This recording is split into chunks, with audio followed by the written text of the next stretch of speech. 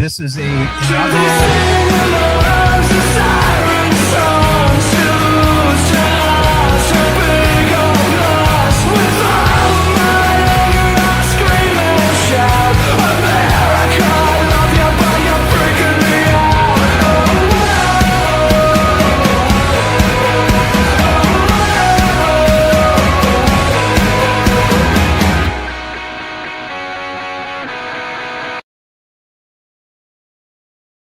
Could turn your attention to the front of the room, we would be most grateful.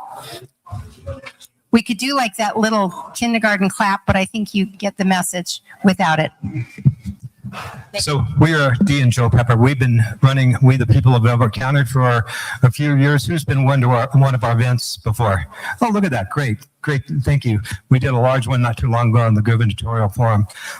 And we've known Mark, and Mark has actually been Dee's mentor for quite some time.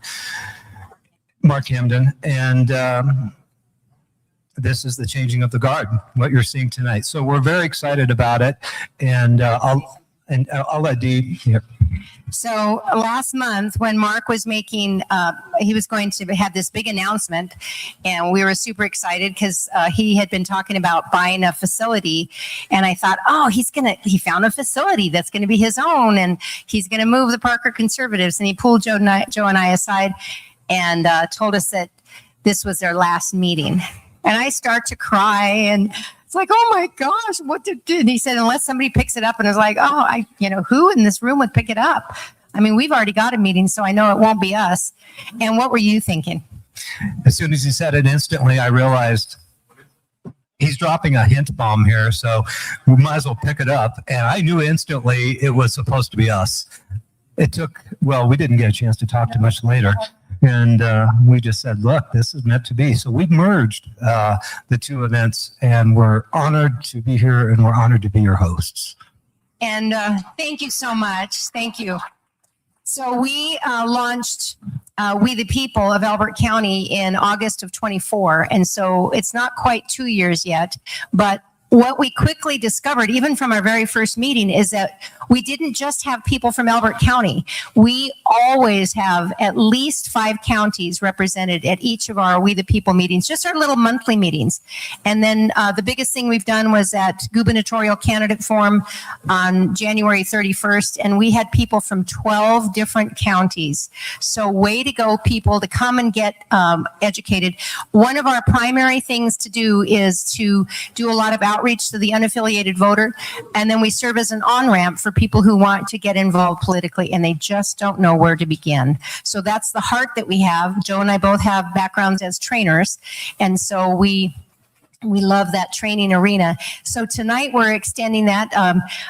March of 25, we did a Colorado GOP chair candidate forum, and Britta was elected shortly thereafter, and here we are again. So we are really, really excited that so many people are here, and then we have all the people who are watching online and will be watching this later, because this is a very, very important race. Colorado is at a crossroads, and we need to collectively get our act together and maybe put down the axes and the chainsaws and all of those things, and try to remember that we are on the same team. Just like when you're married and you're not getting along with your spouse, it's like, wait a minute, we're on the same team. So we are on the same team, and we really have a chance, I truly believe, for the first time in a long time, to take back the state of Colorado, because we truly are a red state.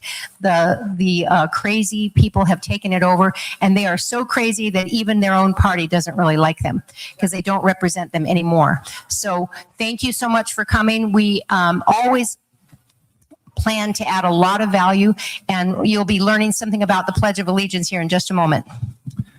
The whole premise of We the People of Elbert County began because we want to be a conservative on-ramp to people that unaffiliated voters and people of like mind, to have a voice, to be loved and be welcomed. So that's the primary goal of everything Dee and I have done for the last 2 years. There's a lot of wonderful people out there that feel disconnected. And we want to be the onboarding ramp for them and put our arms around them and say, you're welcome. And come in and listen to all these great speakers that we have. And we promise for this continuation of Parker Conservatives, we'll continue to bring high-level speakers, some national figures even, that we've done in the past. So this is, that's who we are. And our country was founded on prayer. And I love that so much. When you go back to our founding documents, everything was steeped in the Bible and God. And so if you would please, let's all stand. And we're going to say a pledge of allegiance. Your hats.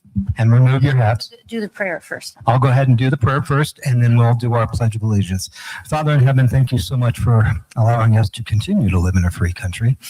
We have to fight to keep it free. You gave us incredible founders with our country and their hearts and their minds to establish the documents that have been threatened ever since their existence. Thank you for all of the people present tonight, those who are online, those that are watching, listening, and those that listen to the recording. And we just say, let's circle our wagons and take this state back in the name of Jesus. Amen. And speaking of prayer, because Tina Peters is still in prison, she needs prayer. The 20th of, what month are we in? May. Is when we're expecting something from Polis. But in the meantime, we'd like to ask you to pray for her every night at 9 o'clock. Set your alarms. Pray for the United States of America for 1 minute, 9 p.m. And then from 9:01 to 9:02, please pray for Tina Peters. And then on the Pledge of Allegiance, can you go back one? If you look at the screen for the Pledge of Allegiance does not have a comma between one nation. It's not one nation, comma, under God. It's one nation under God. So your first teaching moment for the night is to learn to say the Pledge of Allegiance properly. Right? Here we go. Pledge allegiance to the flag of the United States of America and to the republic for which it stands, one nation under God, indivisible, with liberty and justice for all. Join the movement. Teach people how to say the Pledge of Allegiance. All right, we are very, very thankful that we have some vendors here tonight. We have Linda staffing our duck race booth for We the People. We do a duck race to raise funds, a rubber duck race in the little stream in Elbert County to send kids to the Patriot Academy Leadership Congress and teach them how to write legislation and defend legislation. And it's a 3-day event. We're sending 2 kids this summer. Next year, we have the goal of sending 10. And John is modeling one of the ducks that does squeak. If you'd like to be in the parade with us, it's super fun. We also have other vendors. We have Jason for Citizens for No New Debt. What he has to say is very important, so please make sure you stop by his table. And then Jimmy and Ann Alexander, who I'm sure everyone in the room knows, they have the Colorado Life Initiative has gotten a title to petition on for the November ballot to remove abortion from the Colorado Constitution. As you know, it was put on, and then now they're having taxpayer money pay for all the abortions. This is not going to stop abortion, but it will make it so that it is not a constitutional right. So please make sure you sign their petitions at their table. And then we have a booth in the back for James Wiley.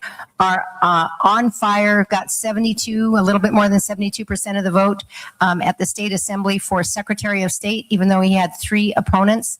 And it's imperative that we get him elected. So let's make sure we do that. One other quick announcement is that there is Boomer Happy Hour on the 3rd Tuesday of every month, and that's next week at the Tailgate Tavern from 3 to 6:30 p.m. And I would like to thank Adam Dorito, our podcast extravaganza guru tonight. Raise your hand. Thank you, Adam. He's the one that's responsible. And John is going to be our timer. Thanks, John. Linda manning the duck table. We are your chief quacks for the night. Anything else? Nope. And then we'll welcome our candidates up. Okay. All right.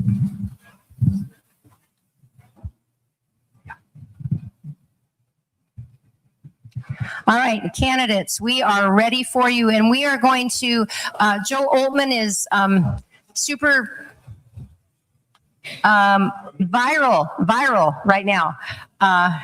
And so we're going to share a microphone with Joe, and because we've got amazing immune systems. And then the other 4 candidates are going to share a mic. They'll pass a mic the whole night.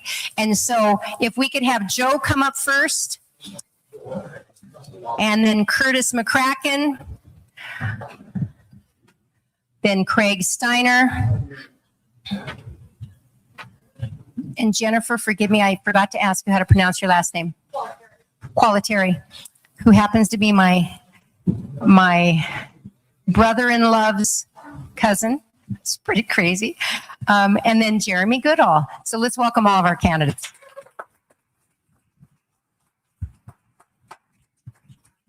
So tonight we have our timer right here. John, you want to be Arvana for just a moment? Green means what? Good. Green means go. Yellow means? 30 seconds. 30 seconds. And red means? Your mic gets turned off. Turn the microphone off. So if you could please oblige on that, we will let you know ahead of time. We're gonna ask the question, and then we're gonna let you know how long we've set aside for your answers. Now, also, we do recognize that you guys have a hard stop tonight, because immediately following this meeting, I think you're all joining online. Go upstairs and join the next meeting. So. A Virtual meeting. All right. So as I told you, we focus a lot on educating people on how this whole political system works. So if there's something that we're teaching, it's probably because I just recently learned it, or learned it within the last couple years. We've been involved only for 6 years, so we are newbies to this whole scenario. So we're going to start with the candidates having their opening statements. And gentlemen, you'll have 2 minutes for your opening statements. And Jeremy, we're going to start with you and come this way. And go ahead and turn that mic on. If the green light is not showing, it's not turned on. Just hold that button and you should be live. We appear to be live. Well, ladies and gentlemen, my name is Jeremy Goodall. I'm a bonus member from El Paso County. I'm a second time through this whole candidate process. I've been a precinct leader, a CD5 congressional district captain. I have been involved in El Paso politics since 2006. I've been at the state level since 2010. I've had a front row seat for every argument, conversation, terrible candidate race, every problem, wart, every bit of it, from 2010 until today. And I can tell you that you're going to need someone that has that level of remembrance and understanding if we're going to have any chance of getting out of this with any hope of victory in November. And that is why I'm stepping forward and putting my name back into contention for this office. I don't believe that it's a stepping stone to a higher career.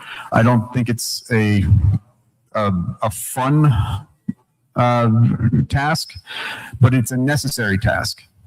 And if we're going to get together, we're going to be able to make something of the opportunity we have to take our state back, because we have some of the best issues, we have some of the best candidates, we have some of the best vision for this state that I've ever seen. And that's why I'm running on vision over vendetta, because I believe we need to bury the hatchet. We need to bring ourselves together. We need to stop Republicans fighting Republicans, and we need to bring a disassembly of the circular firing squad. Thank you, Jeremy. Next. Well, good evening, everyone. My name is Jennifer Qualiteri, and I'd like to thank you all. Don't cut her mic yet, Joe.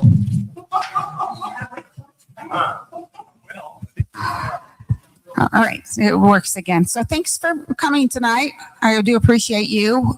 I'm here because I also was very worried when our chair resigned in the middle of a campaign, and I want us to win in 2026. You'll see tonight that I'm pushing a lot of paper and pencil. That's what I do. So I'm so thankful that you're here as we chart the future of the Republican Party, because this is a critical moment, and I think you all know that. So for too long, the Colorado GOP has been distracted by different things, and that's maybe not our fault. Maybe that's purposeful. And we have experienced a division. So this turmoil has left our party in a debt, and it has left us disconnected from our voters who we need very badly to win in November. So we need to stop it now. That's all there is to it. And I think we all understand that. We need to stop what is a perceived infighting. I don't think we really are fighters amongst ourselves. Once we do that, I think we'll deliver the results that we need in November. And we have some very important things that are on our plate. Like, we need to prioritize what's going to be the outcome if we don't lose. We're going to have ideology in our schools instead of excellence. We're going to have green mandates where they're not even considering a clean burning coal, for instance. That being said, let's put Colorado first. Let's put our values first. And let's put victory first. And I humbly ask for your support. And thank you for hosting this. Thank you. Thank you, Jennifer. Thank you. My name is Craig Steiner, and I'm running because we need to stop with all the drama, and we need to focus back on winning elections. I have the experience to do that. I was Douglas County Chairman here in Douglas County, 2013 to 2015, and I was Secretary of Douglas County for the 4 years before that, and House District 43 Chair for 2 years after that. I have the experience to do this because in the course of doing those things, plenty of experience with Get Out the Vote, that led to the development of my voter spectrum system, which many of you are familiar with. That has led to Douglas County being able to turn out as much as 97.2% of active Republicans in the 2012 presidential election. And I've also developed the state party's caucus system, which is used throughout the state for caucus and assembly preparation. We need to get back and focus on getting out the vote. That is our job. We need to stop with the drama so we can focus on that. If elected, I will bring the voter spectrum system to any county that wants to use it for free. And that would just be something I bring along with me. And it's proven very useful for many counties. It's been used in Douglas, Larimer, Mesa, Fremont, Pueblo, Denver, and Maricopa County in Arizona. We also need to rebuild the party. We have a lot of rebuilding to do. It starts with physical offices and a lot of infrastructure that's never been built, but some of it needs to be rebuilt. And we need to regain donor trust. That's obviously critical. There's plenty of indications that the big donors are interested in participating if they see stability in the party, and that's what I hope to bring. So I ask for your vote. Thank you. Good evening. My name is Curtis McCracken, and I want to thank Joe and Dee first for being our host this evening. You know, as I have been talking to committee members in the last couple of weeks, I think one of the best illustrations of the party I heard was a dumpster fire. And I think we all can agree that we have a long way to go to dig out of a big hole. I really think that there's two things that we have to do immediately. One of the things that we have to do is we have to change our narrative. We've got to lay down our idols. We've got to lay down our labels. We've got to lay down our desire to control things that we can't control. And we've got to learn to love and encourage one another. And so I think the second thing we need to do is we have got to fix the financial debacle that we are in, and we're going to need to do that in a very transparent way. I don't think that you're going to build credibility by trying to get out of this mess, looking for a sugar daddy or a bailout. We're going to have to do this ourselves. We're going to have to roll up our sleeves. We're going to have to find out what money we really do owe, and we need to take care of this ourselves. Once you've built that credibility, once you've changed your narrative, I think the third thing you got to do is you got to go to Washington and you got to try and rebuild the relationship that we no longer have there. If we can do that, those three things, then I think you have the credibility to go sit in front of a donor and ask for money. I think to do that today would be wrong. I think that we have the credibility to do that today. So if we can get some of those things done, I think we can start to turn the thing around and get things off in the right direction. Thank you. My name is For some reason, they're interfering. You would turn that one off, and Joe should. All right, reset my time, please. Okay. My name is Joe Altman, and I'm running for state chair. Obviously, I'm sick, so I don't feel very well, so I didn't shake any of your hands. I will shake your hand at a later event. I'm sure there'll be one. We've talked about how dysfunctional the party is, but you got a lot of really good people in the party. And I think one of the issues that we have is that it's no offense, I'm a part of it, but the blue hairs, right? So we have no young people that are a part of the party, and we tend to put things into baskets without understanding holistically what's wrong with the party itself. So you can't get rid of the drama and all the other things if you're actually standing at the table allowing for liars and people to do the things that they've done in order to hurt other people in the party. It's become this vicious game over the last 20 years. So I'm an outsider. The only time that I've been a part of the party is I vote, and everyone asks me for my money. And I've given my money freely over the last 20 years. But I come in from the outside. I run a very large company, about 140 million in revenue. I've got multiple ventures in different areas. And I've spent the last 6 years traveling around the country working on election fraud that has basically been the precipice for where we are right now across the country. So coming in and getting donors, I think we can get donors today. I've been having conversations with them. We do have to raise a lot of money this year. My guess is somewhere between $10 and $15 million in order to win. And I've heard all the things like that's going to be illegal and you're not allowed to do that. You don't get to a place where you own gun stores and ranges and part of data companies if you don't understand what it is to make sure that you're legal. So I want to leave you with this. Donors, rebuild the party and make sure that you have a plan. I posted a 90-day plan. I also have a 6-month and a 1-year plan that I'll launch as well. And that should give you confidence that if we tactically execute, we'll be able to accomplish great things in the next 6 months, including winning most of the races and winning back the legislature. Thank you. Thank you. For this next question, Joe is going to answer ask the question. You will have 1 minute, and this is the order in which you will answer the question. Craig, Jennifer, Jeremy, Joe, and Curtis. And 1 minute. we're going to have to we're going to have to number the Joes here. Okay. Just turn that off. Yeah, or not. We have some interference between the two. Thank you. So the question is, when did you enter the race, and who encouraged you to run, and why? 1 minute, please. It was, I don't know the exact date. It was late March. My wife first encouraged me to, which I laughed at. And then because she always encourages me to run for everything.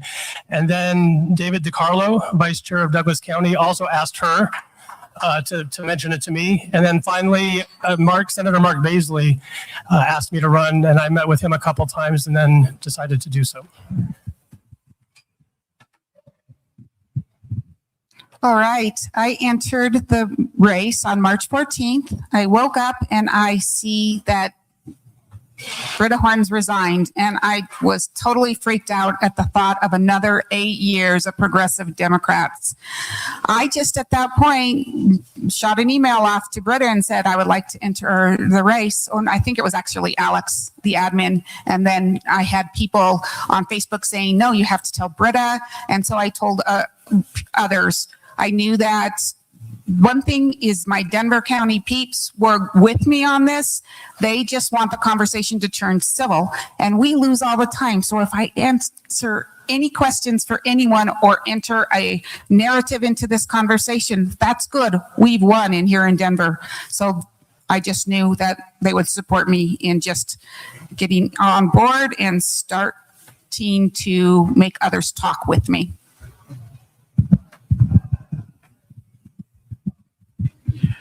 So I don't recall the exact date, but I did make my public announcement on the Hispanic Patriots podcast. I've been in conversation ongoing as the whole situation with Britta has unfolded. And I've had numerous grassroots folks across the state. I'll be putting out a list of endorsements probably in the next week or so. But I remember at one point I had a gal that actually leaned into me and said, "What's the point of replacing Britta or getting her to remove if there's not somebody decent to replace her?" And then she kind of looked at me with big puppy dog eyes. And I said, "Well, if that's what's necessary for you to move forward on this, then consider me a candidate." And I've had so many people that are just desperately wanting to be able to trust their party again. And I believe that that's what I bring. You turn it off. You are, I think. No, Joe is next. Joe. What's cracking?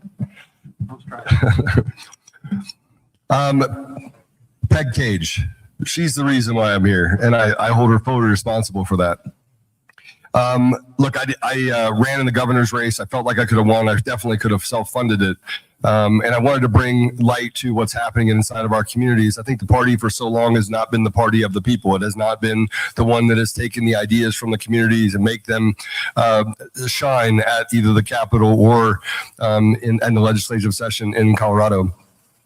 But my wife got behind this one, which is odd because she's gotten behind me getting involved in absolutely nothing. She really just wants me to retire and sail off into the sunset. But I've been fighting for a long time for other people. And frankly, I think it's time that we actually start looking at this organization in such a way that we run it like an organization and make sure that we have ROEs and SOPs and have a good ability to hand it off to young people, the next generation, in the next couple of years. Thank you.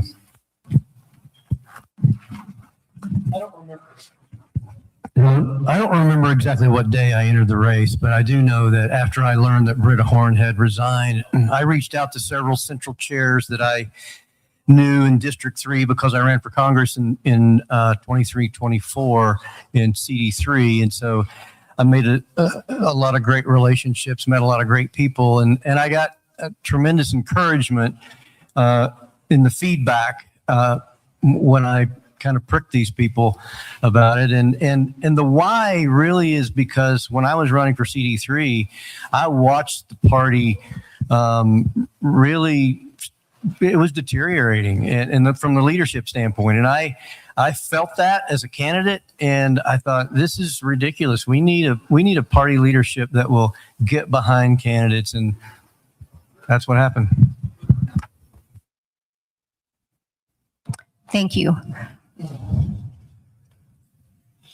So it might not be a lot of clarity. And for those who are watching online, we apologize for the lighting. We'll make sure that if we do this again, we can address the lighting better. So please, we're so sorry about that. And there's just nothing we can do at this point. So there are parties there. Let me give you a little history. We had a closed primary in 2004. And in 2005 and 2006, that's the last time the very traditional, normal people who live in Colorado had the lead and had a say in what actually happened in government. So the last closed primary was 2004. And then in 2005 and 2006, we had the majority in the House and the Senate.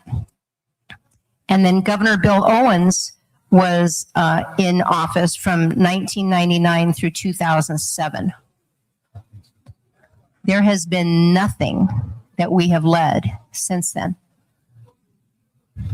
So an open primary means that Republicans can vote for Republicans, and anyone who's an unaffiliated voter can vote for Republicans. With that history, think that through. Now, I'm going to give you an analogy. So for our panelists, for all of the candidates, here's the analogy. you are super successful in football and you have a team that's made it to the Super Bowl, and so have I.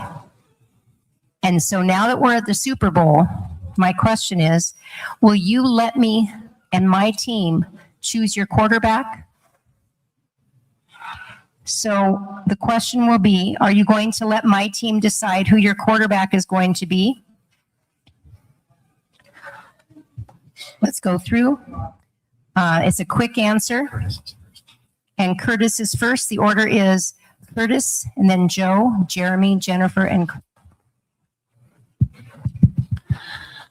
Well, I don't really know how to answer the quarterback question. I wouldn't expect you to let me pick your quarterback for sure.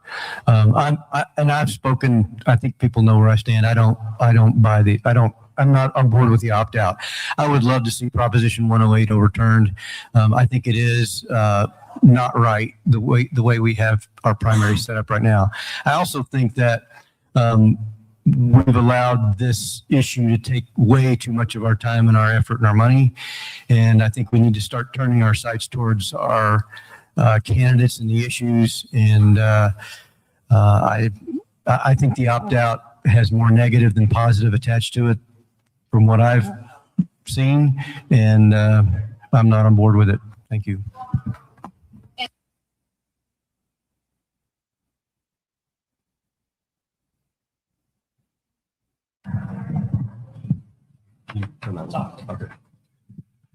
Okay, so I was a quarterback, so I will tell you absolutely I wouldn't want you to pick me if we were in the independent side of things. I believe in a closed primary, but the opt-out and closed primary are two different things. An opt-out that basically makes us foot the bill for having our own elections, and the closed primary allows for us to pick our own quarterback or pick our own candidates. We never should have had an open primary to begin with. You'll see some of the things that Kent Theory has done to try and bring in ranked choice voting and things like that. We have to get to a place where we have control of our own futures. And since they've come in and tried to gerrymander and knock on your head and rub on your belly and create confusion and chaos inside of our elections, we've lost. So as long as we stay focused, we bring young people to the table, we make sure that we have donor dollars to get our message across, and we have the ability to want people to be a part of the party, we'll have a great deal of success. And we're just going to win like you've never won before. We're going to do nothing but win, and I think that starts this year.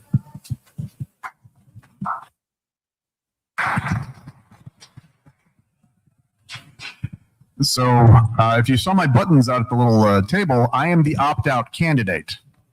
Was last year, I am again this time. I believe that Republicans must choose Republican candidates. If we have non-Republicans voting, if we have Democrat money polluting, and we have a Jenna Griswold counting the ballots and telling us who our candidates are, by what right is that a Republican process? And how then is the results of that process a Republican candidate? It's just logically inconsistent, and we have to be in a position where Republicans are choosing Republicans. And the best way to do that is through the assembly process, which doesn't cost any more than we're already spending on pretty much anything. It's basically free, and it allows us to control our process. And that's what we have to do if we're going to be Republicans.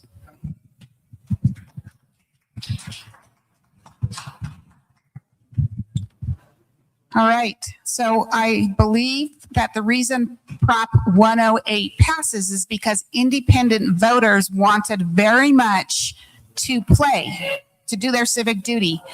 By closing the primary and by opting out, we're forcing independents to come and play with us as Republicans. It's a brand. I absolutely would not let you choose my quarterback.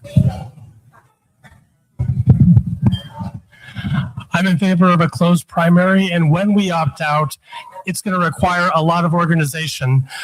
This last assembly shows what happens when there isn't a lot of organization. I have the experience necessary to make sure our processes are in place to actually support that, because the last thing we want is to opt out and fail.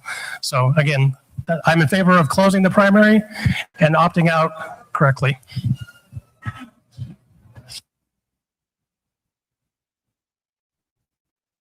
Okay, thank you.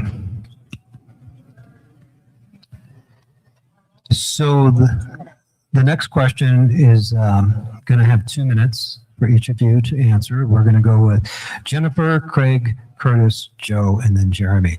Notice there's only 2 first letters in all of your names. It's C or J. What's the prerequisite to run for the, you have to start with a J or we got 3 J's and 2 C's. We can figure that one out. I have no idea. We couldn't run. We really, really wanted to. I mean, well, Joe could have run. I could run. Oh, wait a minute. No. How about Jesus? There you go. Christ. Jesus Christ would run. Yeah, indeed. Okay, so 2-minute answer for each of you. And the topic is attracting unaffiliated voters, something our heart is very close to. And we do have a significant amount of young and Hispanic voters in this state. How will you reach Hispanics, which are 22 to 23% of Colorado, who hold our values? And most of them are unaffiliated, yet only 1 in 2 vote Republican. So, 2 to 1 ratio vote Democrat to Republican.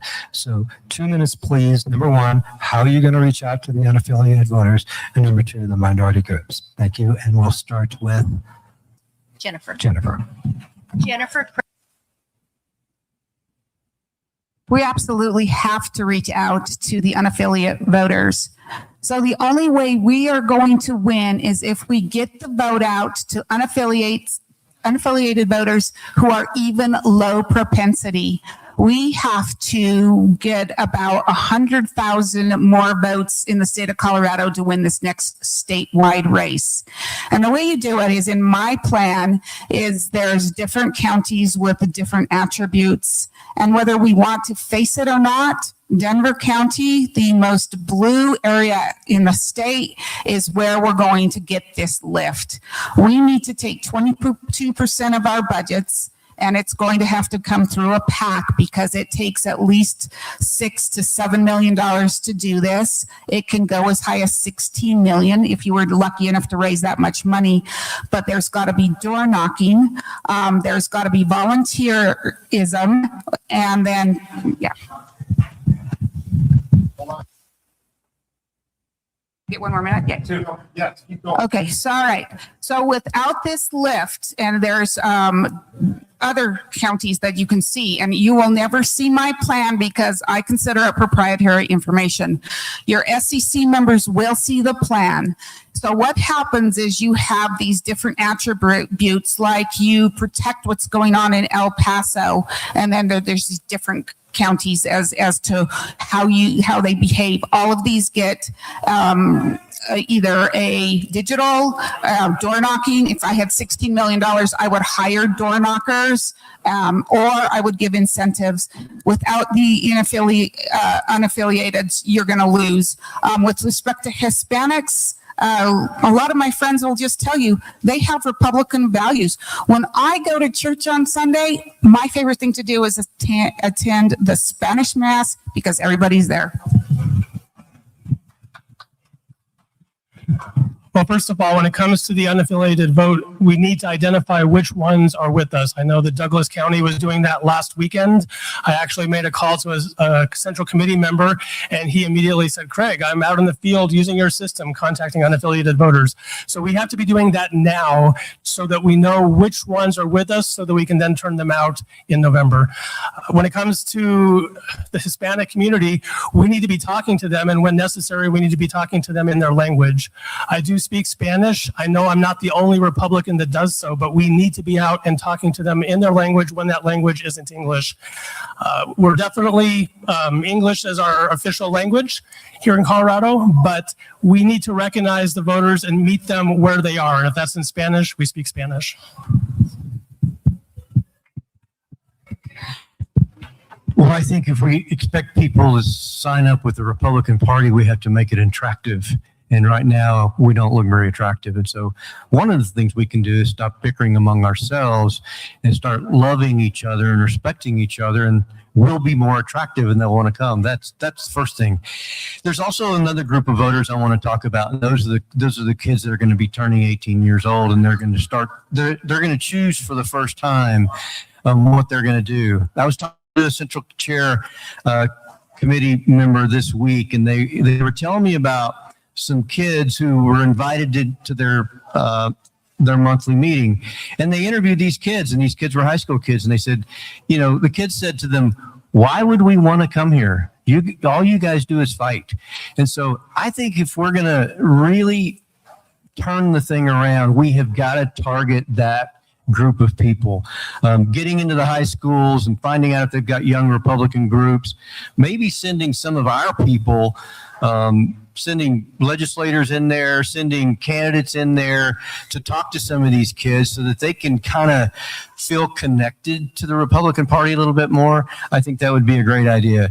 But I think really it's about messaging and it's about branding, and we can't even begin any of that until we kind of change our narrative and start dialoguing in a different direction. I think the other thing we have to do is we have to lay down our labels. We have to lay down our idols. We've got to stop that, and because that doesn't, that the kids pick up on that really easy, and so I think we got to change our narrative.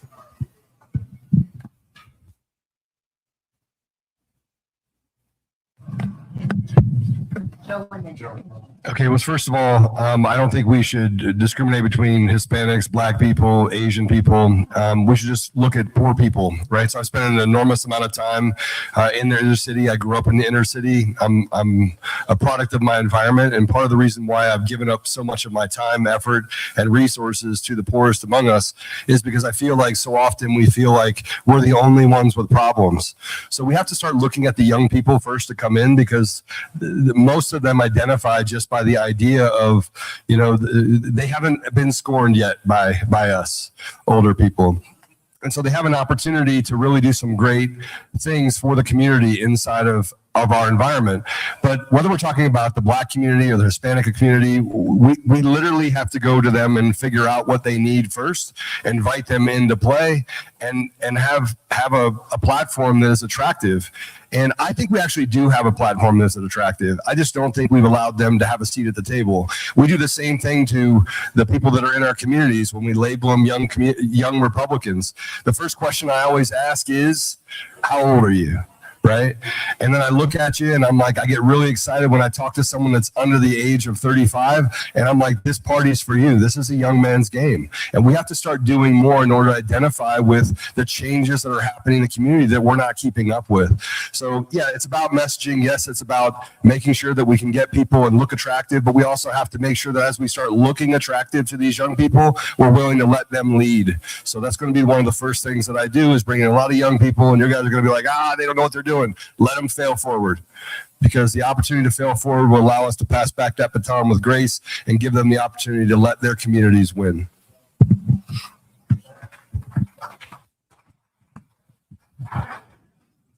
If you're going to attract unaffiliateds, you have to first ask the question, why are they unaffiliated? Why? Not because they've taken a hard look at the issues and they've come to some sort of centrist, nuanced opinion and decided that neither the Republicans or the Democrats are correct. People are unaffiliated due to apathy. They don't believe that our political process affects them. And I got to tell you, if you can't sell economic development, you can't sell the attack on our children, getting guys out of girls' bathrooms, and ending sex changes for minors. If you can't sell that to somebody who has the woke agenda being shoved down their kids' throats in this environment, what are you doing in politics? You have to know who you are and what you stand for. And as I said in my previous answer, if we can get back to a point where Republicans are voting in Republicans and choosing Republican candidates, we will actually have a certain amount of unity that emerges through an assembly process. And with that unity, we become incredibly attractive to people who don't really know what's going on or haven't really been paying attention. That's where your unaffiliateds are. And if we can provide passion and a focused vision, people will respond. That's how you get them to turn around and start voting Republican again, is by being Republican again.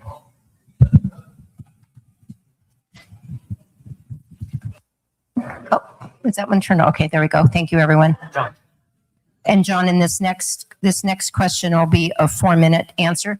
And just to note, how many of you were with us for the last We the People meeting at Franktown Fire Station last month? Raise your hand. Who did we have speaking? Young people, right? And Michelle. And Michelle's young too. So, and I don't know, Joe hasn't referred to me as being young, so I'm not sure. And today's Joe's birthday, this other Joe's birthday, so I don't know. But it's, if we are good listeners, young people will talk to us. And if we use common language like an SCC, I didn't know what an SCC was. I thought it was SEC. I had no idea what people are talking about until this last year. It's the State Central Committee. So what I'd encourage everyone to do is when you're talking to anyone, use the language that everyone would understand. And the unaffiliated voters, those who have not engaged in the process yet, they will start to align with us as long as we talk English. It's a very important training element. All right, so you have 4 minutes to answer this question. We're going to start with Joe, and then Curtis, Craig, Jennifer, and Jeremy. What are your plans to raise money, and how do you plan to allocate the use of that money?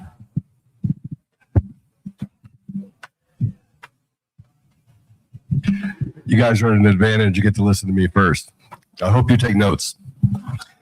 So the first thing that we have to do is we have to make sure we identify the donor class. We've identified about 31,000 people across the state of Colorado that can actually give the state maximum.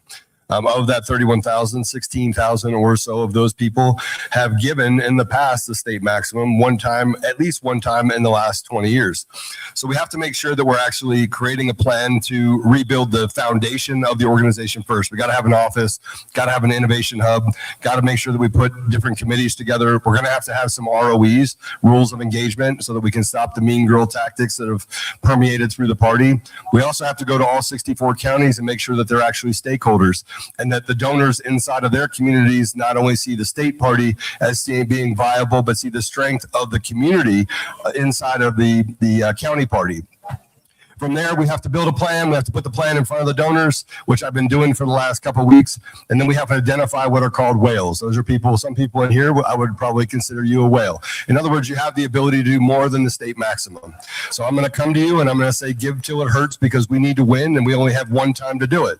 So we're going to go out there. We're going to build a plan. We're going to say that this is how we win these different areas. We're going to have stakeholders at the table, which are going to be the chairs and the vice chairs and the secretaries from each one of the different communities. We're going to recruit young people to do the get out the vote, and we're going to make sure that everything happens at the same time. Everyone says we have to do one step at a time. No, you don't. You build an office, you make sure that's getting done, put that ball in the air, make sure that people are taking care of that, and you assign different duties to people within the organization. And the last thing I'll say about the people in the organization, these should be paid positions. We should not have a vow to poverty. Now, personally, I will work for free. I don't need the money and I don't want the money. What I want to do is build a foundation like I've done previously with multiple companies. And by the way, here's another thing. I wrote the election protocol for an entire country. So I certainly understand what it takes on the election side in order to make us a better environment in the state so that we can actually start to win. And I run a data company. I have data on all of you. Thank you for coming tonight. I really appreciate it. But you guys missed that. You totally missed it. Look, winning has its consequences that I don't think that we've seen for a very long time. And hope is very dangerous. Shawshank Redemption. Hope is a dangerous thing. And we can't have hope without proper execution. We have to look at ways that we're going to be tactically excellent. And we got to stop blaming each other when something doesn't go right. Rub some dirt in it. It's really simple. Rub some dirt in it, get back out there, hit them on the butt, make them go make another tackle. But we have to stop this idea that we're going to blame, and I'll even say this, and I'll say it a lot, it might not be popular, but when you start blaming one individual like Britta, you ignore the idea that all of you sat around and watched that train burn to the ground. So we have to take responsibility for that, and we have to start doing things that put us back in a position where we can win, where we ignore some of the things that happen around us and say, look, if we're going to win, here's how we do it. We get out there, we throw a 60-yard touchdown pass, and we all celebrate it, even if we're not the ones that throw the pass. Does that make sense? So I think that's it. I can go on a little longer if you want. Partridge in a pear tree. I'll tell you a couple poems, but I mean, I'm a tactical guy. So for me, I just want to get out there, unemotionally do things that I think benefit all of us. And yeah, so there you go. And young people.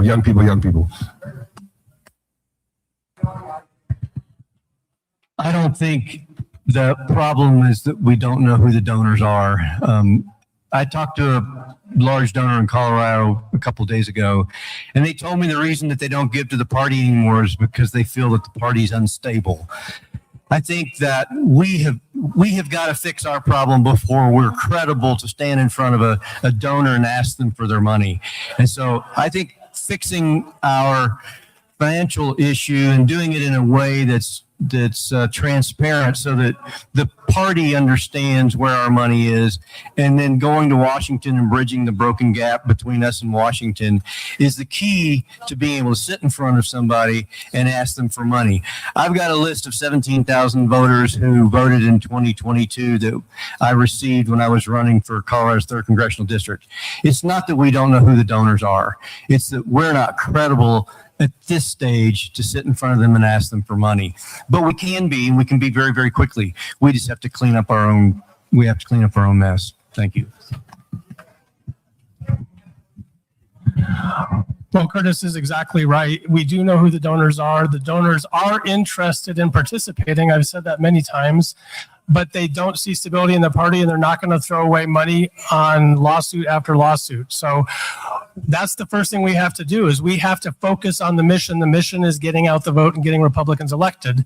When the donors see that, or they see that that's where we're going, they're ready to participate. So that's really all there is to it. It's not complicated. They didn't stop investing in the party because they stopped believing in the values. They stopped investing because all we did was fight. So if I'm elected chair, I'm laser focused on get out the vote. I'm going to ask everybody to join me.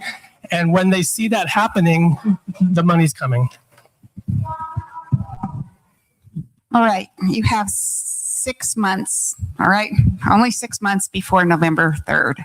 So I'm going to have to share some of my plan with you to answer this question. So, okay, I will. There are some tiers of donors. First is called the major donors. This has to be a PAC because of campaign finance laws, which caps individuals at about the $5,000. You have to stand in front of a PAC. You're going to find that there's governors' PACs out there, there's senators' PACs, different kinds of PACs. You have to pitch these people and tell them what's in it for them.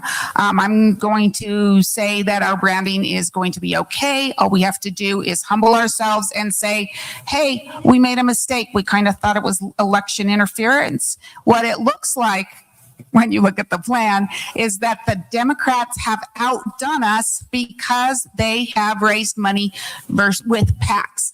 PACs are someone that as a chair, I could collaborate with, right? They're actually running the show. They're buying the door knockers. They're buying the messaging.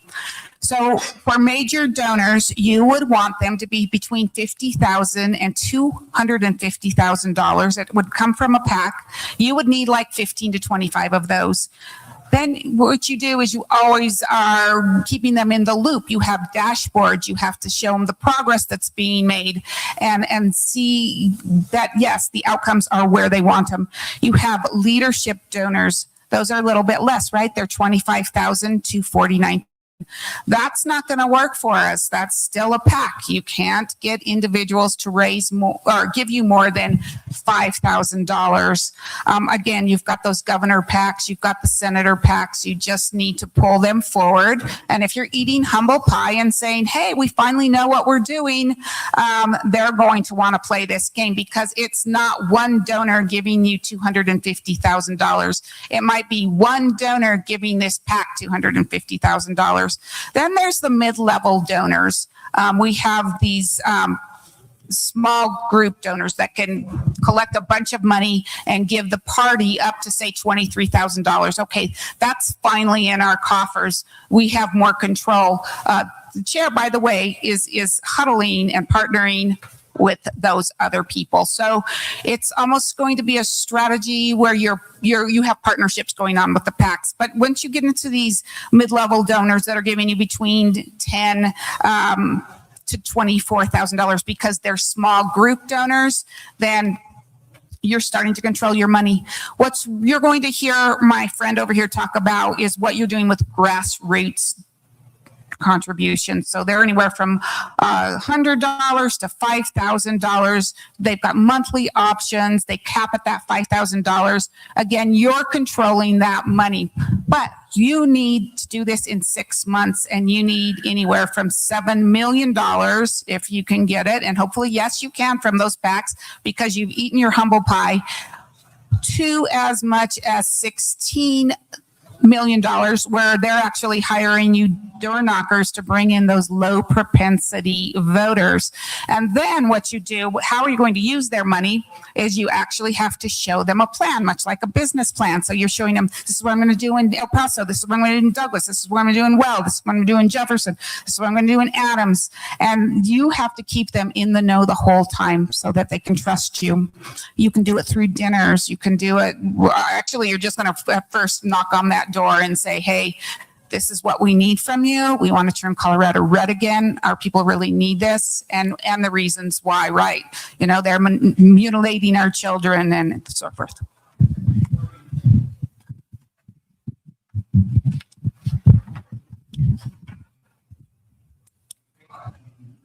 So the short answer to how we're going to have to raise money is one sweaty dollar at a time. There's no panacea here. The rules are stacked against us. The debt load is pretty substantial. But if we as a party are willing to everybody give a little bit, a lot gets done. And that's the message we have to be getting out. We can't be waiting for the cavalry to come in and write us a check for $2 million. In fact, if we handle that improperly, we end up getting buried by that, because the consequences of incorrectly raising that money is that you get, first, you have to hand it back. And then second, you get fined 5 times, up to 5 times the offending amount. So if Elon Musk wants to fund our party, he can write us a check to the state party of not $4,675, but actually $3,875. And then he can write an additional check to cover that difference to a county party. And that's how you would get it into the state. But that's Elon Musk's cap. Now, there are creative ways to get around that, and I would encourage those to be explored. But the basic limit here is that it's going to take small donors across the state working on individual initiative. Because if we try and wait for the cavalry to come in and write us a big check, and when everyone waits around for that, that's a long wait on a train that ain't coming. I've worked with Protect Kids Colorado. We were told at the start of that process that we would need to raise $7.5 to $8 million to get the signatures, to get those 3 issues onto the ballot. We didn't get $8 million. We barely had enough money to cover the printing costs for the actual petitions.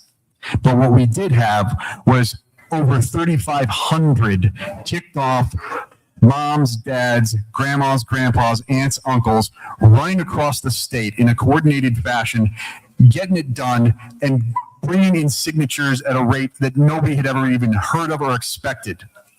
We had 91% validity when the professional guys brag about 70. The resources, the bodies of knowledge, the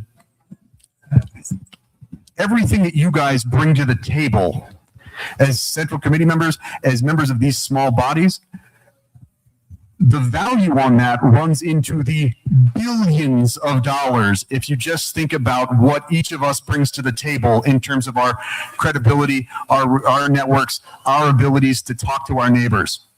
The Democrats always have to spend a lot of money because they don't have the people. When you don't have the people, you have to spend a lot of money.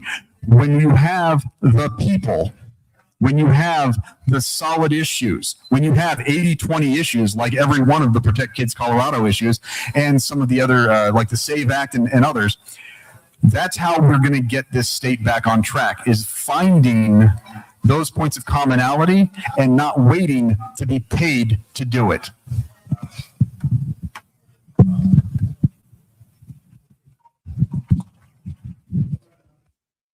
Okay, thank you. Thank you. Appreciate that. Very important. Okay, so we have 3 minutes to answer the next question. And if our timing is accurate, this could be your last question. We do have a fill-in question if needed. 3 minutes on this, and we're going to go just in reverse. Jeremy, Jennifer, Craig, Curtis, and then Joe. Okay, you guys ready for this one? What is your volunteer recruitment and training strategy? We all know we need to grow the party. We all know there's a lot of people that feel disconnected. What is your plan for volunteer recruitment and training strategy, please? So this is actually like right down my alleyway because I grew up as a pastor's kid. So I know a lot about getting stuff done with very little money and a lot of volunteers. And volunteers respond to vision. They respond to being respected. They respond to being important. If they understand the importance of what they're doing, you can't stop them. Now, if you're dealing with youth groups, you can also always provide pizza.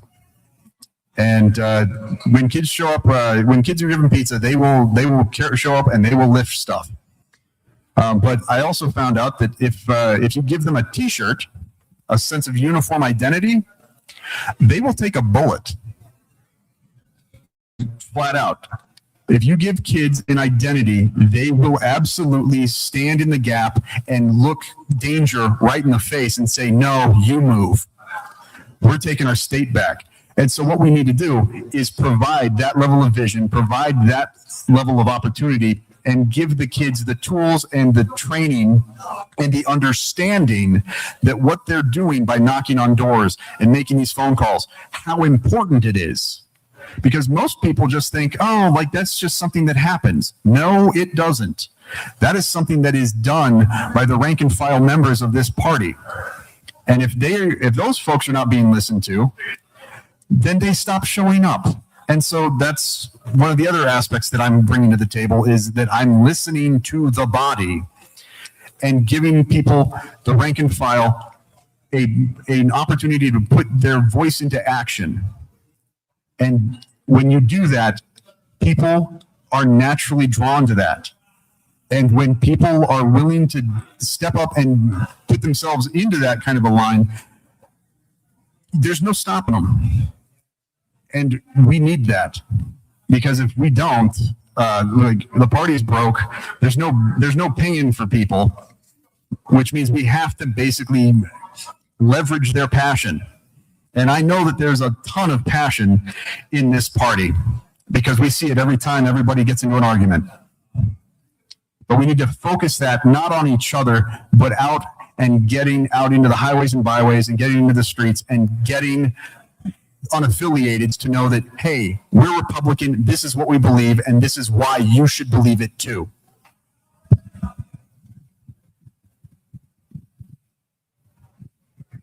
All right. So the volunteer effort needs to be there with my $7 million plan, because you're not going to have really any paid door knockers. So it is volunteerism, perhaps with incentives. Now, if you go to my other plan, which gives anywhere from $800,000 to whatever, $2 million, without the volunteers, you aren't going to win no matter what. So you might not even have the paid the incentives. I don't want to call them paid incentives. The incentives that you would have at that, I call it a plan A, and then the lower one, a plan B, and then that $60 million plan, a plan C. So what goes on is training the trainers. I think you need to take this in bite sizes. You have county chairs that very much want to help you get the vote out. They just need some tools. So like, don't charge if you're doing door knocking, or if you're doing media, don't charge that county. I think that was one of Dave Williams' big mistakes in Denver in 2024, was he was going to charge us 5 cents to use his phone bank, where Christy Burton Brown, KBB, she wasn't charging us anything to use her phone bank. There's different kinds of technology that you want to put them on. You want to put them on maybe texting. So there's where your younger generation can help out, because they understand that kind of technology. You put those volunteers on, maybe getting more volunteers by putting that out to their people on social media, where they're feeling safe to do that, and then growing the base. But the county chairs are going to be the crux of the volunteerism, because they're having these different ways to be able to reach out to that immediate community, or they can do Facebook ads and that kind of thing and push people to their squeeze pages where we're collecting their emails and their names and that sort of thing. So another way you have to empower these chairs is by training those trainers. Whatever we come up with as a plan, get their buy-in and make sure that they're training in a consistent manner that we know that works. So with 6 months, be aware you are having a 7-hour day for 7 days a week. You can't take any days off. And that's how you're going to be able to recruit your volunteers, call them up, and you're going to give them the incentive. Maybe it's the t-shirt, maybe it's something else where you don't have to look like it's pay. So you just find those kinds of workarounds and win.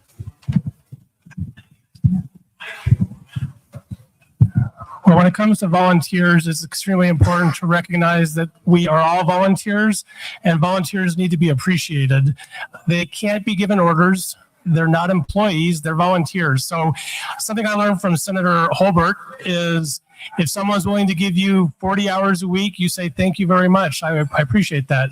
If they're only willing to give you 20 hours a week, you say, thank you very much. I appreciate that. And if they're willing to give you 1 hour a week, thank you very much. I appreciate that.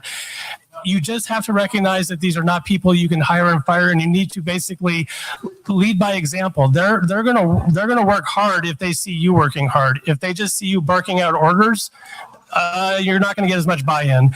It is true that a lot of this happens at the county level, but I know that a lot of counties are not getting the volunteers they used to because of the problems that we've had at the state level. They need to be inspired, and it's not inspiring when we're fighting amongst ourselves.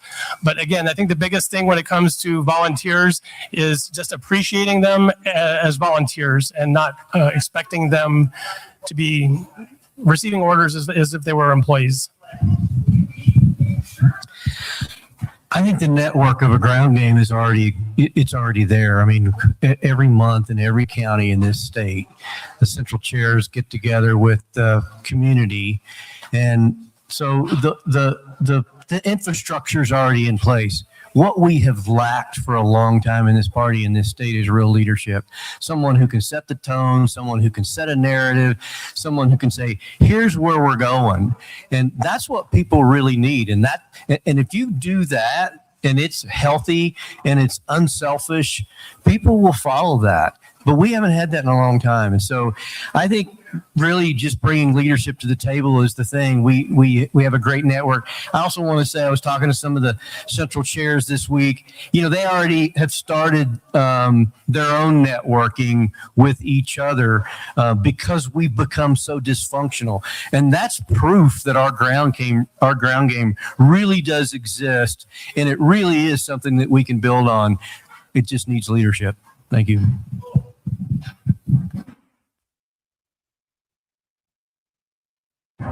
I should get extra time. So we left a lot of things out of it. We keep talking about can't, shouldn't, wouldn't, you know, this is what happened, dysfunction, we can't get along, all this stuff. In every car, you have this thing called a rear view mirror. Does it help you drive?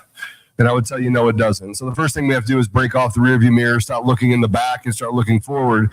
When you want to get young people to the table, yeah, you can't actually fire volunteers, but yes, you can. You can set standards by which they want to be a part of winning. Winning changes a lot of different things. But if we're busy talking about what happened a year ago or 6 months ago, we'll have very little effect on winning when it comes in November. People follow people who win, period. When you have a vision, I'm not going to sit up here and be tactical with you and say, well, you know what I'm going to do? I'm going to walk to this door and I'm going to say, hey, do you want to come follow me? I'm going to tell you that we build, if you fail to plan, you plan to fail. But if you're going forward and you're creating good leadership and you're making sure that they apply themselves to a standard and an ethos that you've set ahead of time for the people that are in the organization and make sure they adhere to it, young people will want to be a part of it. Over the last 8 weeks, I have gotten literally, Wendy, you can attest to this, 10,000 emails, text messages, phone calls. I just talked to someone on the phone as a part of the CRC. Sorry, it's the SEC, but really, if the bylaws, it's the CRC. So I always refer to it as the CRC because, well, it says in the bylaws that it's a CRC. So I'm having these conversations mostly with young people, and they're saying this, tell me what I need to do. Put me in, coach. And I'm like, look, it's going to be bloody. We might not get everything done we want to get done. But if you're willing to fight this fight, I will fight next to you, and I will be the one to take the first bullet. We have to learn to lead from the front. We have to do this with donors as well. We spend zero time when we go out there and talk to the donors talking about the hopium that they're actually looking forward to. Every single one of these people that has the ability to fund the party, whether through IEC or through PACs, has that ability and hasn't done it in the past because there is no return on their investment. If you can create an environment where we can strip down the young Republicans and make them just Republicans, if you're old enough to fight for your country, you're old enough to stand out, run for office, and do the things that are necessary in order to make sure we have success in all 64 counties. So from my perspective, getting donors to the table is not going to be difficult because I have 10,000 people that I think right now have already stated that they'd love to come forward and do some great good and change this party. And I believe this, we can win so big in the state of Colorado that we take back the Senate, we take back the House, we win from the top of the ticket to the bottom of the ticket, from the mayors of towns all the way up to the highest office in the state. We just have to stand together and do the things that are necessary to make sure that we're focused on that vision and be tactical in that vision. Thank you. Okay, this has been a great event, you guys. We just want to thank you for your investment to be here. Colorado is in the crosshairs, and we have to win this year. There's no doubt. This is our one chance in history that we have been given some favorability on multiple levels. So if any of you were at our gubernatorial event, I made a little mistake from stage, and I'm deliberately going to repeat it tonight. So we were talking about lawfare and things of that, attorney things, and right before the end, I said, so now we're going to have our closing arguments. Now, in a courtroom, that's appropriate. But what we're going to have we're going to give each one of you 4 minutes for your closing statements. And thank you for coming and representing yourselves. We promise to get you out in time for your next meeting, which we will be faithful in doing. And then we want to make sure that you know that next month, on the first Wednesday of the month, which is June 3rd, we're going to be talking very specifically about the tactics to make sure that the right people are voting. The angry, crazy people do vote. They always vote. But unfortunately, sensible Christians who go to church are probably the least likely to vote in our state. Only 40% of them are registered to vote, and only 25% of that 40%, which is 10%, only 25% of the registered voters who go to church out of that 40% vote. So that's 10% of the Christians who go to church vote. So please, next month, we're going to be asking you, where you fellowship? And if there's a way that we can get your fellowship involved, because this takes all of us. We can't just have crazy liberals who don't even represent the Democratic Party be the ones running the state. I think it's time that the Christians stand up and get to work and make sure that we have a say in how we are governed. It's our responsibility biblically, and it's our responsibility to fulfill our civic duty. All right, so 4 minutes each, and we're going to go alphabetical this time. my first name. By first name, the C's go first, the J's go second. So we're going to go Craig, Curtis, Jennifer, Jeremy, and then Joe.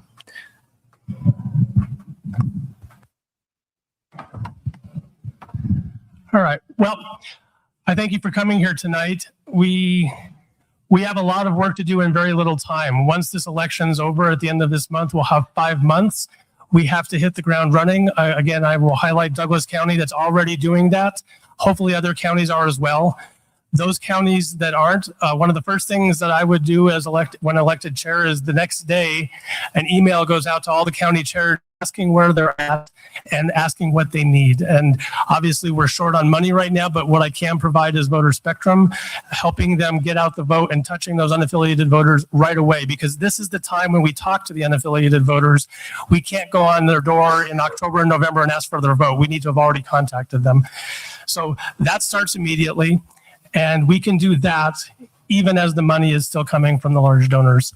We need to focus on get out the vote. Again, that's partially right now with the targeting the unaffiliated voters, but that's a good practice run for November. It's hard to get volunteers to go out there for the first time asking people to vote, but if they've already had those conversations over the summer, they're going to be well prepared for November. We have to rebuild the party. And there's so much to rebuild. A lot of it is dealing with the debt that we have, but I understand some of that's already underway. We'll see how far along that is when we get there. And we need to rebuild the donor trust. That's just so huge. And it all happens simultaneously. When they see that the party is serious with serious leadership, focused on the job of the party, which is getting Republicans elected, it's not going to take a long time. Like I said before, they did not stop funding the party because they stopped believing in the values. They just don't believe, they haven't believed in the leadership.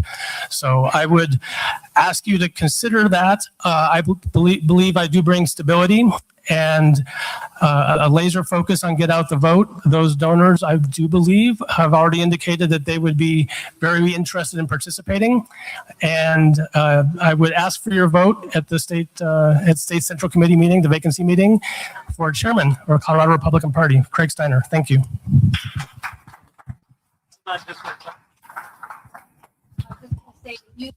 Applaud.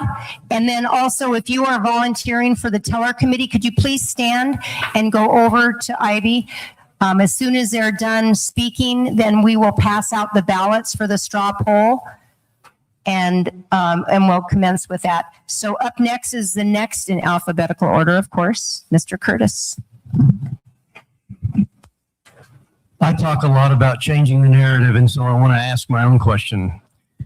In 2021, the Democrats passed a bill called the American Rescue Plan Act. It was $1.9 trillion of basically just a slush fund. Former Treasury Secretary Larry Summers called it the least responsible macroeconomic policy in 40 years, and that it would cause inflation. A year and a half later, we were staring at 9.5% inflation, and so the Democrats decided to tee up another bill called the Inflation Reduction Act of $800 billion. So now we've got, what, $2.6 trillion of slush fund money to spend. So I've got two questions. Where do you think the money that's missing in Minnesota came from? Where do you think the money that's missing in the California hospice scam came from? Where do you think the money because the story just broke a day or two ago about we've got a Medicaid problem in Ohio that could be just as big as these. Where do you think the money came from? And here's the kicker. There's two people in Colorado on the ballot this year, and they both voted for both of those bills. One of them's name's Mike Bennett. The other one is John Hickenlooper. One of them wants to run your state, and the other one's asking you to send him back to Washington to continue running this country. And you have to ask yourself if you want that to happen.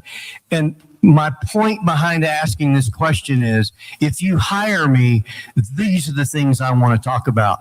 These are the things that we need to be dialoguing about, because this is going to create the dialogue that we take when we have to compete against these people in the general election. And we've got to start talking about other things than opt-outs and whatever. We have got to refocus. And so when I say we got to change our dialogue, this is what I mean. I'm Curtis McCracken, and I'm asking for your vote for the chair position at the Central Committee. Thank you.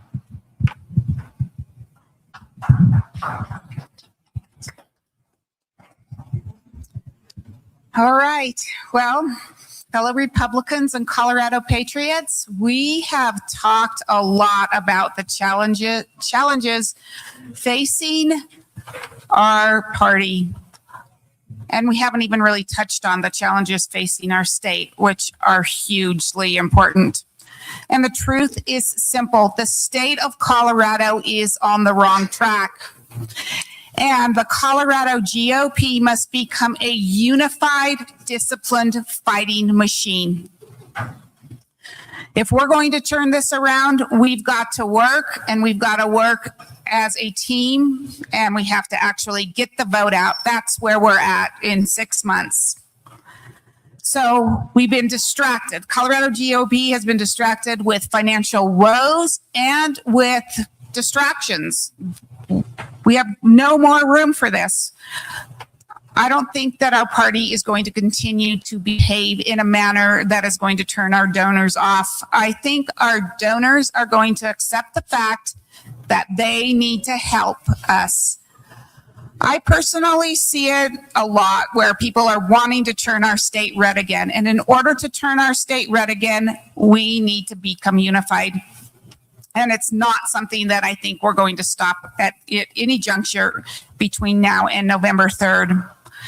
We need a professional get out the vote organization. And there is no doubt about it. If we don't get the vote out and pick up 100,000 votes somewhere between Democrats, Republicans, and independents, we are going to lose in November, and we are facing another 8 years of progressive Democrats ruining and running our state into the ground. So again, let me be clear. It's 6 months. 6 months to organize, raise resources that we need to turn all this enthusiasm, and I see it here in the room, into votes. Otherwise, again, I'm going to reinforce this. 8 more years of progressive Democrats that are continuing to control our state house at every level. In the legislature, we need to represent a governor. We actually need that governor's spot, or we're sunk again. Not that we're going to stop trying, but it's another 8 years of pure misery. And who is this hurting, by the way? This is hurting our Colorado families. They can't find affordable housing. Their energy is not affordable, and it is not abundant. And their ideology that we are giving these children in school is horrific. It's not excellence. It's a crime. We have law-abiding citizens who are frightened because of what can happen. And what just passes? Murder one person and get out of jail free? I mean, what has this House done to us? and this Senate. They are awful and terrible. So this election cycle, it's our moment.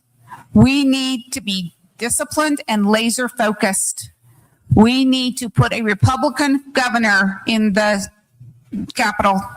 We need to restore Colorado's dream. The choice is clear. And if you want more of the same, then we have to not be inventive leaders and just go on about our business.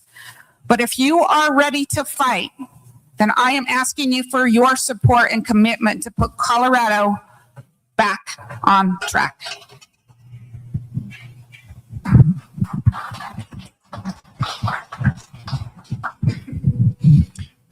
So again, everyone, thank you guys for coming out, and thank the folks at home. Thank you for tuning in. It's been a lot of discussion, a lot of ideas been thrown around. I think what it comes down to, though, is that we have to remember what we are as Republicans. We are the party that ended slavery. We are the party that ended the Marxist threat of the Cold War. And right now, we're the party that is dragging this fraudulent expenditures on scales that people didn't even think were possible out of the DC swamp and into the cold light of day. The Democrats in our state have driven our economy off of a cliff.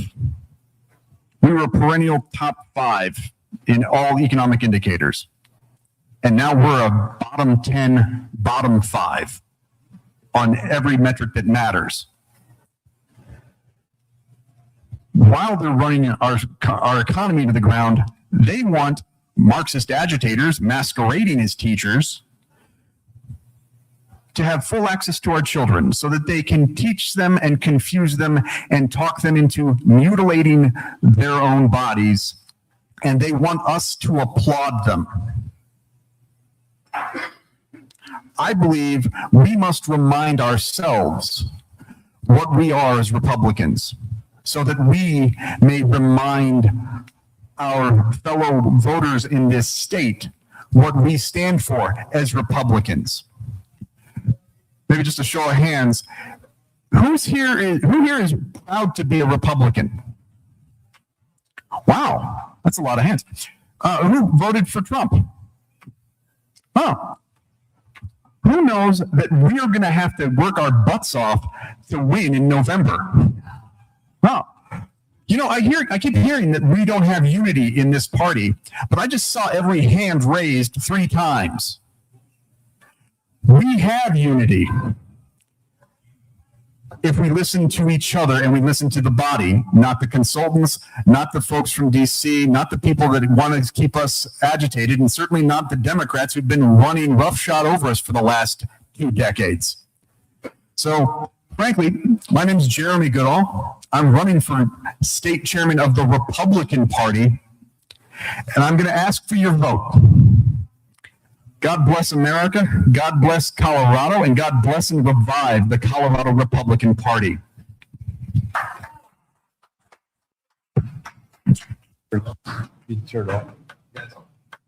Are you there? All right. So, wow. So the Republican Party is this thing that we rally behind, and one of the things that I think the reason why I got to be a part of the Republican Party way back when is I just wanted to be the party that took care of the community. I wanted to be the party that took care of our people. It didn't matter who our people were. We tried to do things and enact laws that made it better for everyone. It just wasn't just Republicans. We looked downstream and said, look, these things that we're trying to accomplish are good for Democrats, are good for independents. And so I'm not going to be Captain Obvious and tell you all the things that are going wrong in the state. I think we can all see them. But I do want to tell you, like, why? What am I going to do? What am I going to bring to the table? So I have a 14-year company. I built it from a cocktail napkin to over 160 million in revenue. I stepped away for 3 years. I've spent the last 6 years traveling around the country talking to people about election fraud. I've spent millions of dollars of my own money doing that. I've been sued, attacked. My wife's been attacked. My kids have been attacked. And I still keep going. So it doesn't matter what kind of adversity you put in front of me. I'm going to try and figure out a way to work the problem with the team that we have and with the things that we have available. But I do want to talk about the fact that that the only thing that we should focus on this year is winning to a place where we can reset and say, okay, for the next 2 years, we now have at least secured the House and the Senate. Now we can be more tactical, and now we can start building out strategic plans on a county level, county by county by county. There's this thing that happens when you win. People stop talking, dissenters stop talking. And the reason why they stop talking is because what are you going to complain about? Winning is kind of this fun thing. Nobody won a Super Bowl and then complain that somebody missed a tackle, right? So everything that I think we need to do as a party will center on being unselfish. And so I'm a trade desk partner. I have one of 13. About 80% of every dollar that's spent on advertising or getting candidates or the word out goes to what I call the grift. It's the money that goes to people through the platform. So $1 million is really only like 200 grand.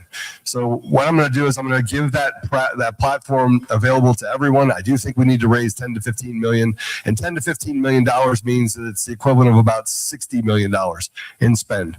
And so I'm going to give up what I have, give the tools that I have, use the talents that I have to go into the community, make sure we build good leadership, but also make sure that we're tactically excellent in the ways that we can reach the independents and ethical Democrats, right? We can't leave them behind, so that people in the community want to be a part of the Republican platform. That all happens when we start getting rid of some of this nonsense that we've had to live through over the last 8 years.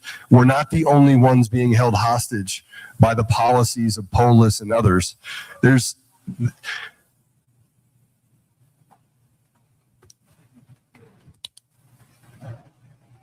You guys have means.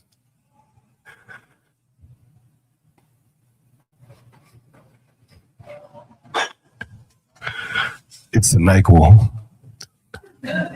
But I think we have to start looking at how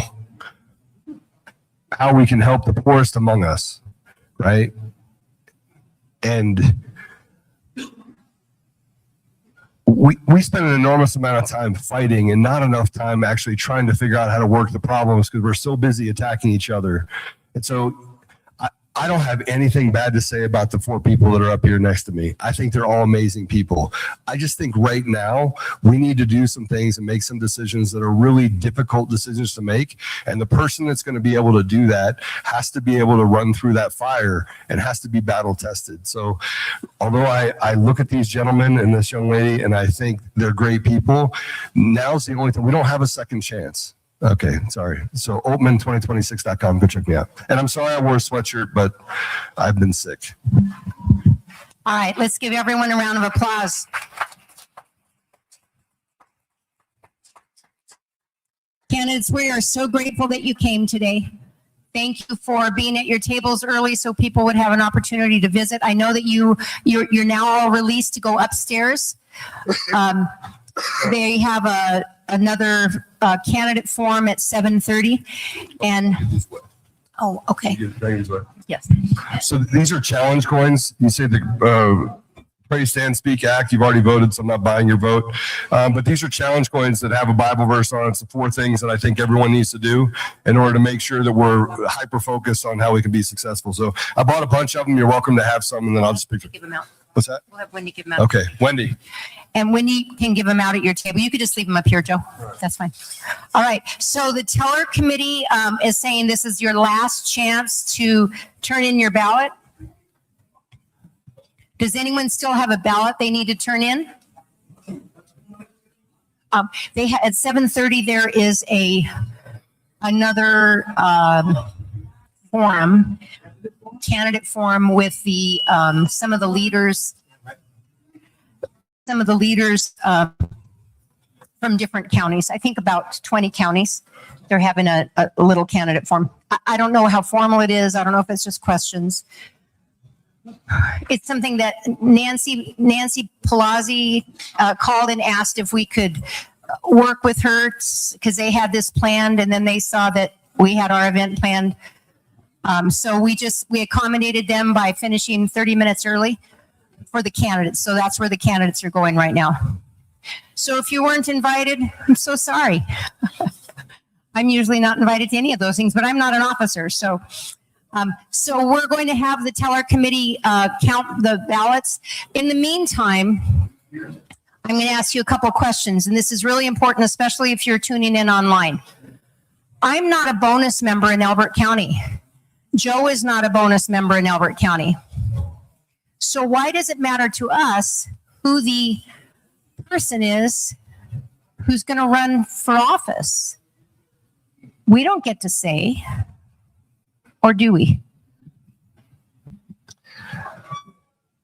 One of my favorite authors, I think I've read everything that he's ever written, is John Maxwell.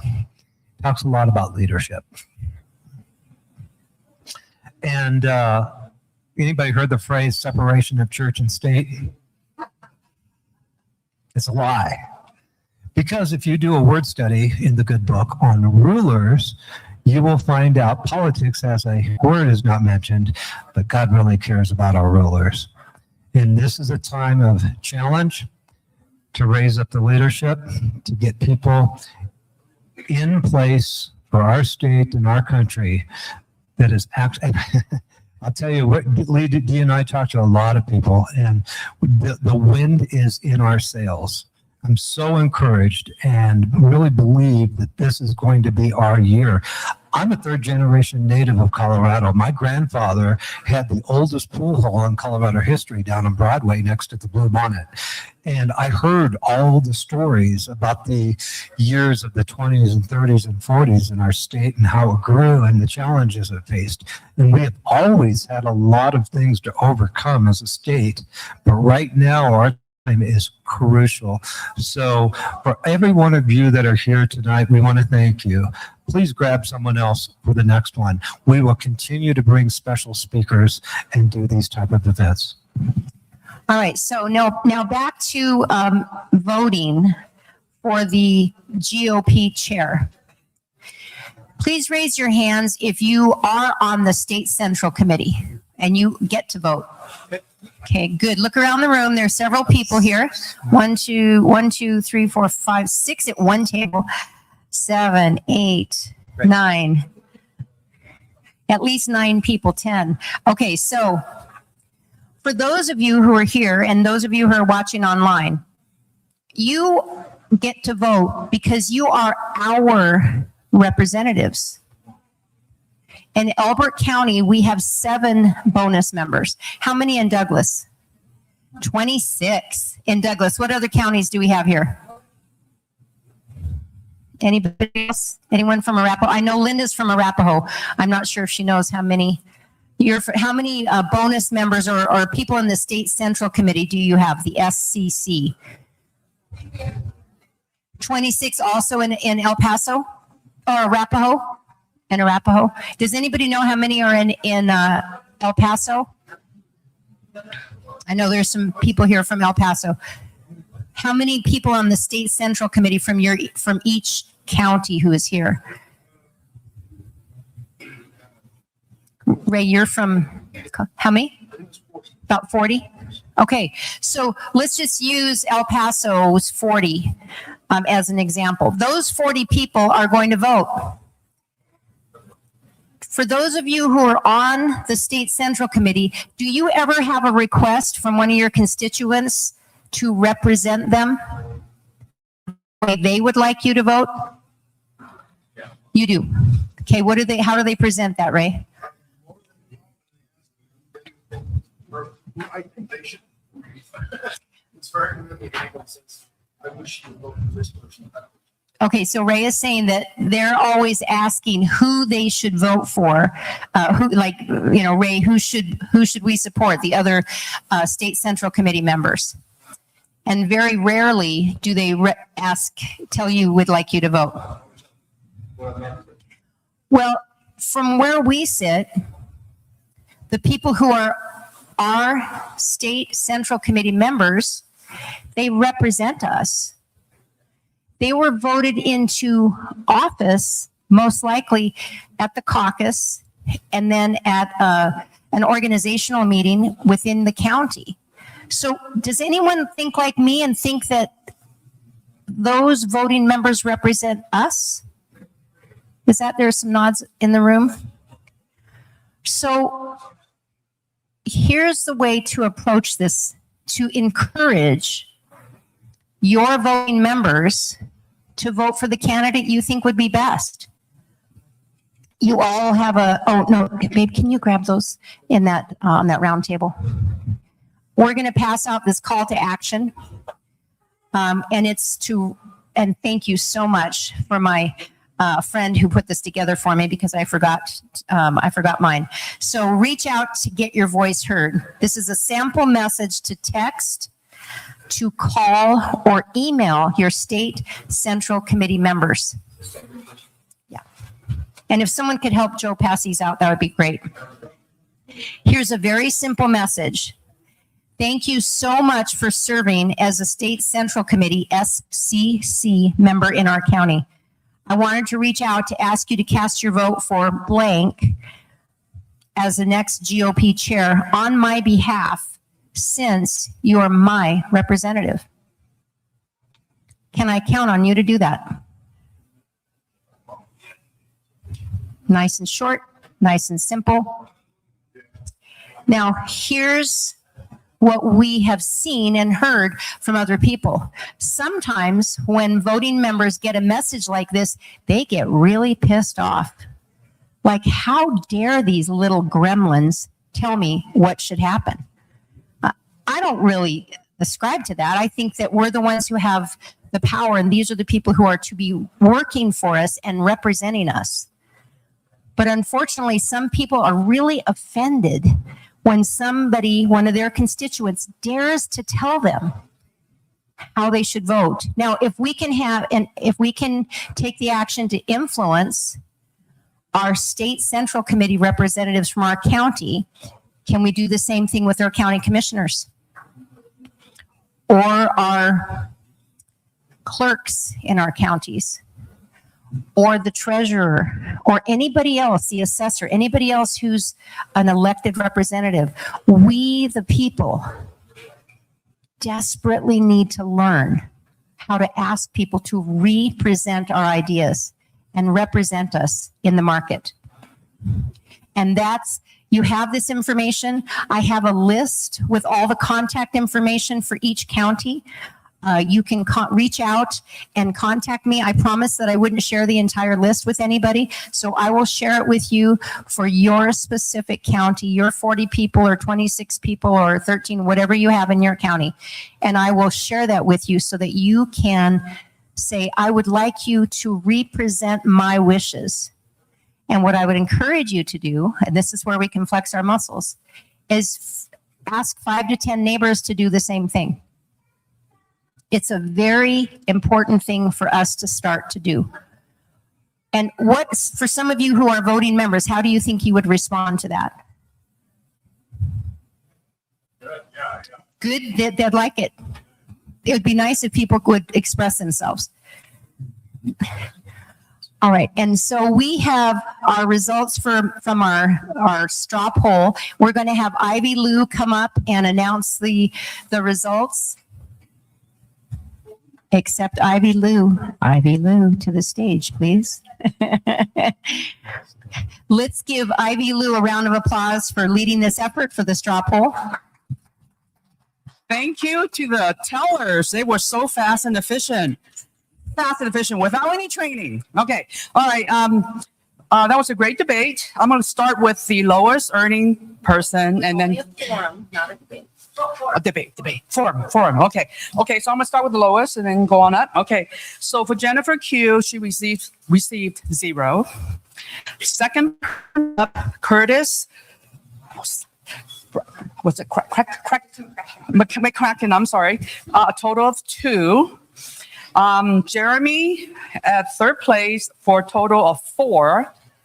Craig Steiner received 15 total, and Joe received 28. Wow. Okay, so why does that matter? Because all of us can have influence. There are several people here who can vote, but again, all of us can have influence, and we all need to take responsibility for influencing those who represent us, who can represent our ideas. Any questions or suggestions from those of you who are voting members? Any suggestions when people contact you? What would you like them? That's what I mean. It's you guys do a lot of extra work if you're voting members. I'm always on the credentialing committee. Any other suggestions? God bless you for being here. Thank you for tuning in. If you're watching online or watching later on, please make sure you stop by and vote, visit our vendors. And if you want to help us support the sending kids to the Patriot Academy Leadership Congress, and Linda's modeling one of our hats and being our Vanna. Yes, there is another forum on the 14th. Come up here real quick, Ray. All right, so my name is Raymond Garcia. I'm the chairman of the Colorado Hispanic Republicans. I always tell everybody we're out there trying to get the 1.25 million Hispanics in Colorado to realize they are conservative at heart. If 670,000 of them are eligible to be registered to vote, and if we got half of those, just think what would happen if 300,000 conservatives voted in the next election. Colorado would turn red. So we are having a forum on the 14th at the church at Briargate in Colorado Springs. We are serving tacos. So come on. It's a Thursday. So it'll be a Taco Thursday. Yeah. So come out and have some tacos and talk to the candidates and everything. It'll be a great night. Thanks. Appreciate it. And we are so grateful to have the gift of this merger between Parker conservatives and we the people of Elbert County, now erasing the Elbert County part. We the people. We are establishing more and more media.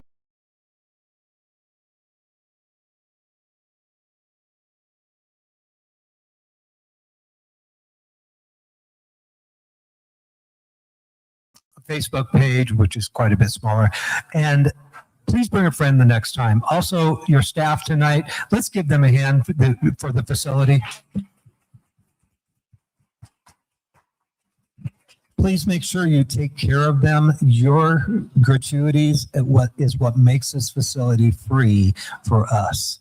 Otherwise, it has to be subsidized. So please make sure you are very grateful for them. Okay, and I have one last announcement. Who is really good at singing? Somebody. Eric, get up here, buddy. Eric. So today is my wonderful husband's birthday. And just because I care about you, I'm going to have somebody else lead happy birthday. Okay. Well, happy birthday to you. Happy birthday to you. Happy birthday, dear Joe. Happy birthday to you. Thank you, everyone. This is a